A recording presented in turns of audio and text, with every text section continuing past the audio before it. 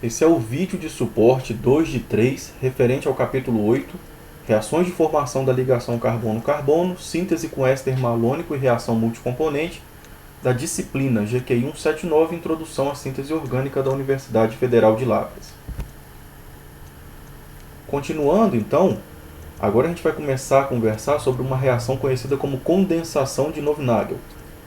Essa reação foi desenvolvida por esse químico alemão nessa universidade, a Universidade de Heidelberg, onde ele descobriu que era possível adicionar carbânions a aldeídos e cetona. Na verdade, esse tipo de reação que a gente vai estudar aqui agora, você já conhece, nós já vimos ela. Olha um exemplo aqui. Quando você mistura malonato de dietila com esse aldeído aqui, o paraclorobenzaldeído, você termina com esse produto aqui, ó, uma nova ligação dupla carbono-carbono. Essa reação, essa condensação, ela não é tão diferente de uma condensação aldólica. Enquanto a condensação aldólica usa enolatos de aldeídos e cetonas, na verdade a condensação de Novnagel é simplesmente uma condensação utilizando outros tipos de carbânions. Qualquer carbânion que se adicione a uma carbonila de aldeído e cetona e forme uma dupla ligação é considerado uma reação desse tipo, mas o mecanismo você já conhece. Embora existam vários tipos de reações, vocês consigam propor muitos mecanismos diferentes para muitas reações, a ideia é exatamente a mesma que você já conhece. Ela é uma reação que pode ser feita em base etanol, condições não muito agressivas, a temperatura não muito alta, e você consegue obter aqui esse composto com uma dupla ligação.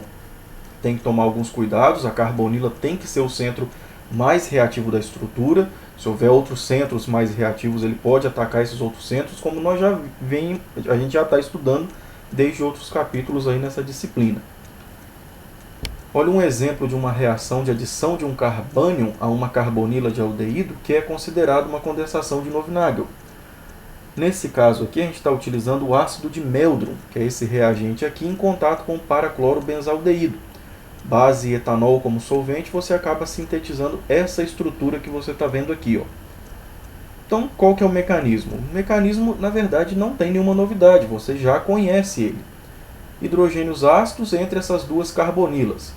Uma base vai remover esse hidrogênio e formar aqui esse ânion, enolato, que vai se estabilizar por ressonância tanto em uma carbonila como em outra.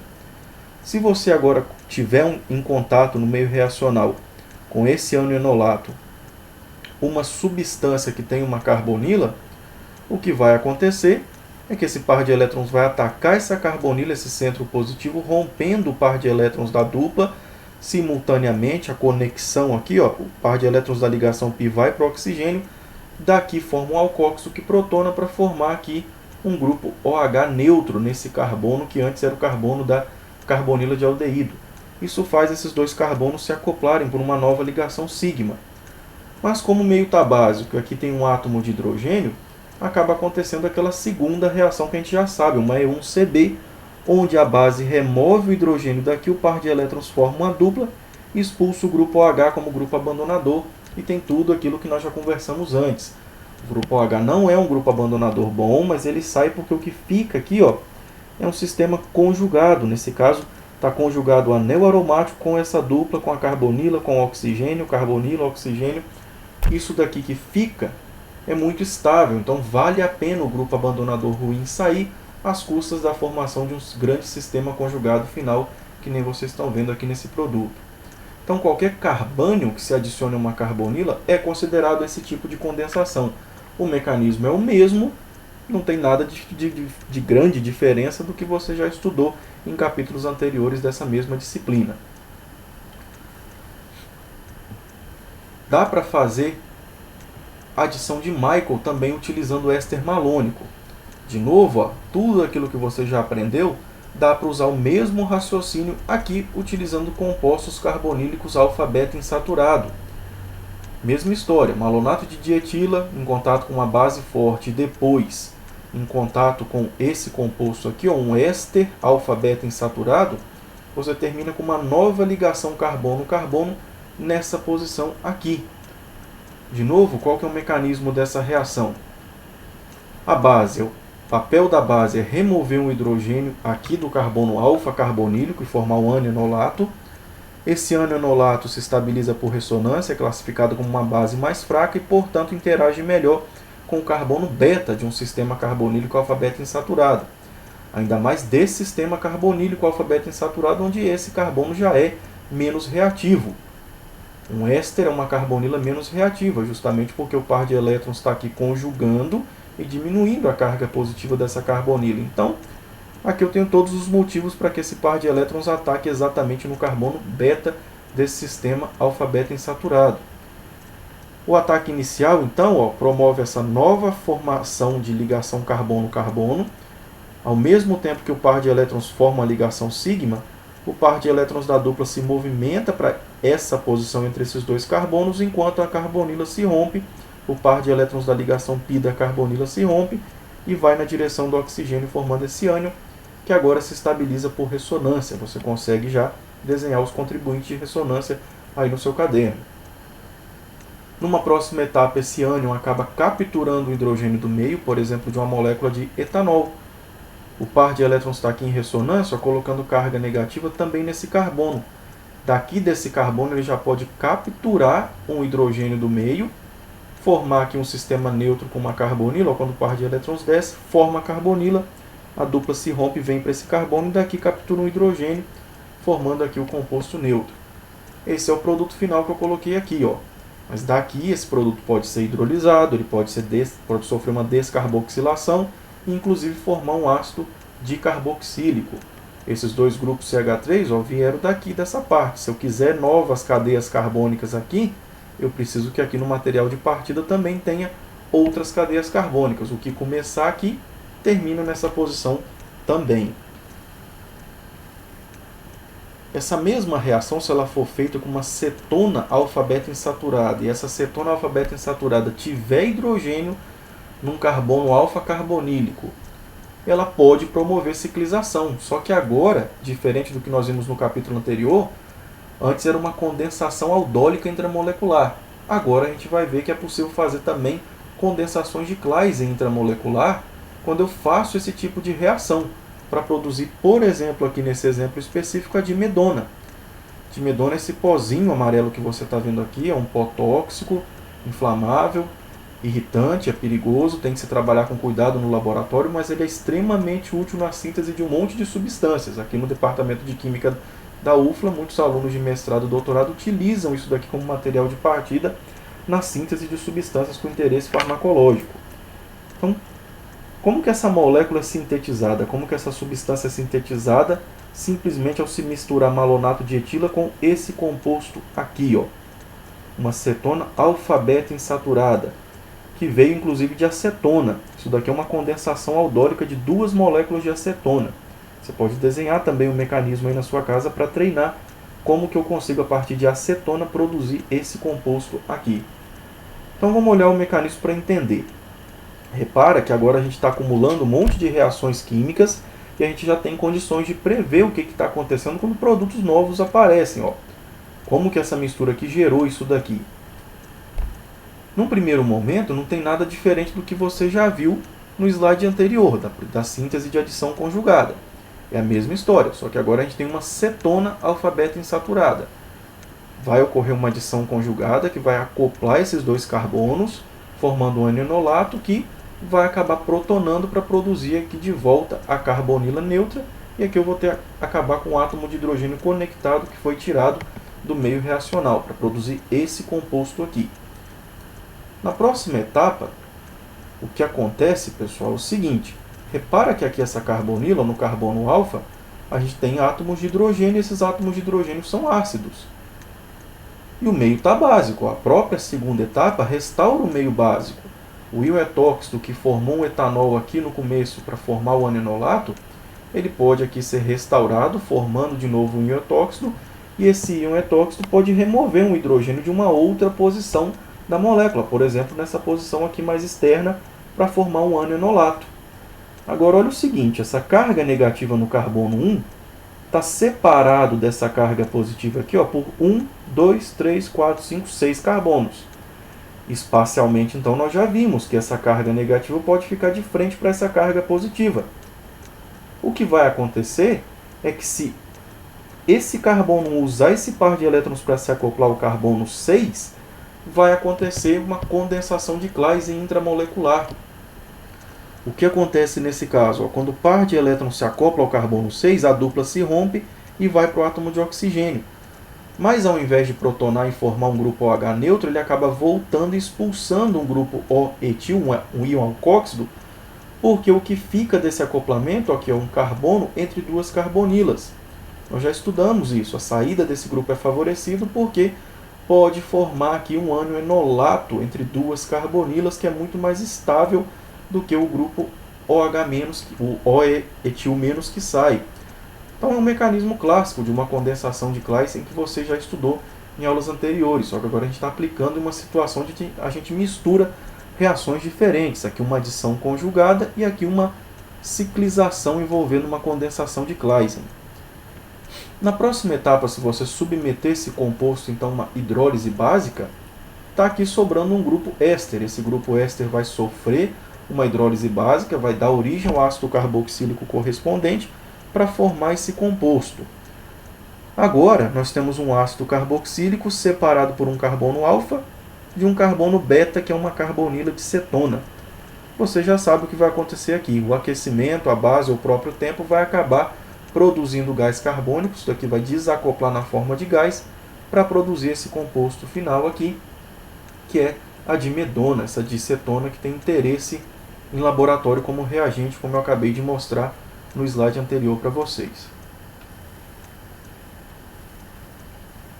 Agora, uma variação dessa condensação de Novy-Nagel é essa reação de Weiss-Cook.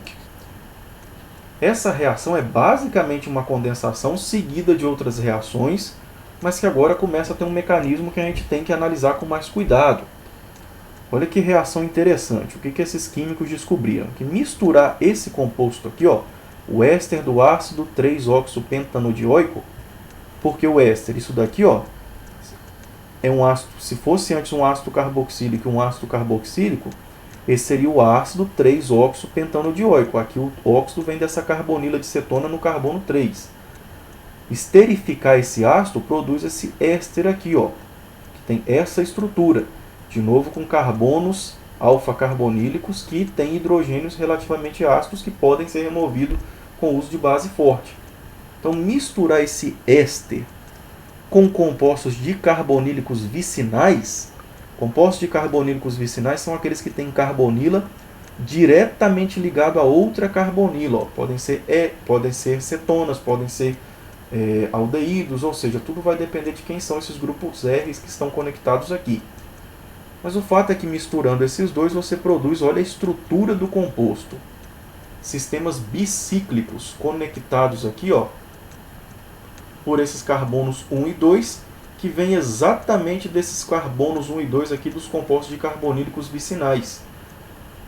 De alguma forma, isso daqui é a parte que une esse sistema cíclico de baixo com esse sistema cíclico, o de cima com o de baixo. Estão vendo? E o que veio acoplado a esse carbono 2 termina acoplado aqui. O que veio acoplado ao carbono 1 termina acoplado aqui.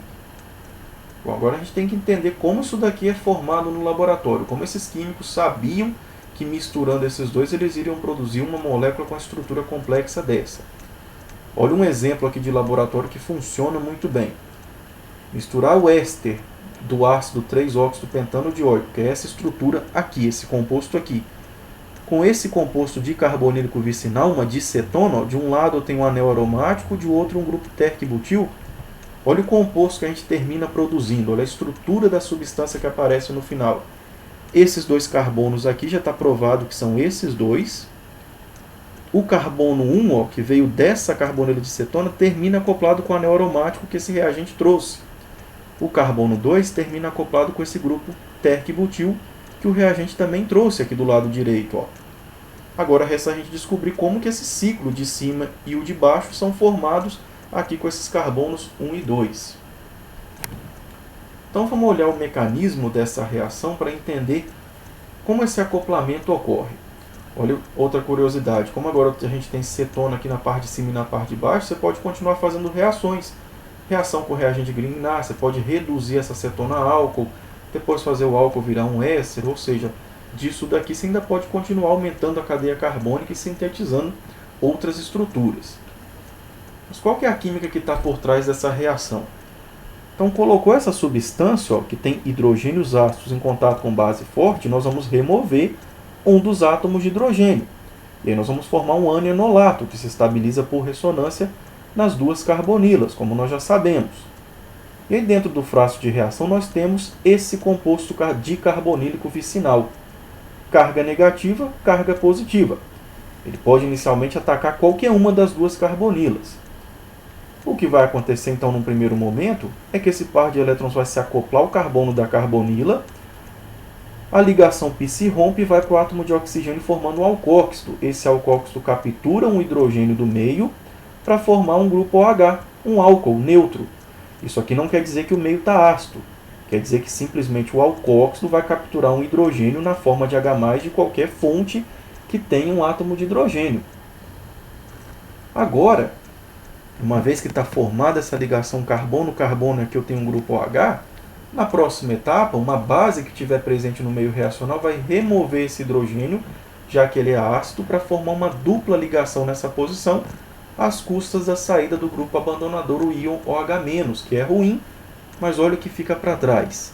Carbonila conjugada com uma dupla com outra carbonila. Carbonila conjugada com uma dupla com outra carbonila. Essa condensação aqui, ó, é uma condensação de Knoop-Nagel. Essa condensação aqui é muito favorecida, pois forma um grande sistema conjugado. É uma condensação aldólica, um tipo particular de condensação aldólica. Próxima etapa, o meio continua básico. Se eu analisar essa estrutura aqui, ó, eu continuo tendo aqui nesse carbono hidrogênios ainda ácidos. Se eu tenho hidrogênios ácidos e o meio é básico, eu vou remover um hidrogênio formando de novo um ânion enolato. E agora olha onde esse ânion enolato está.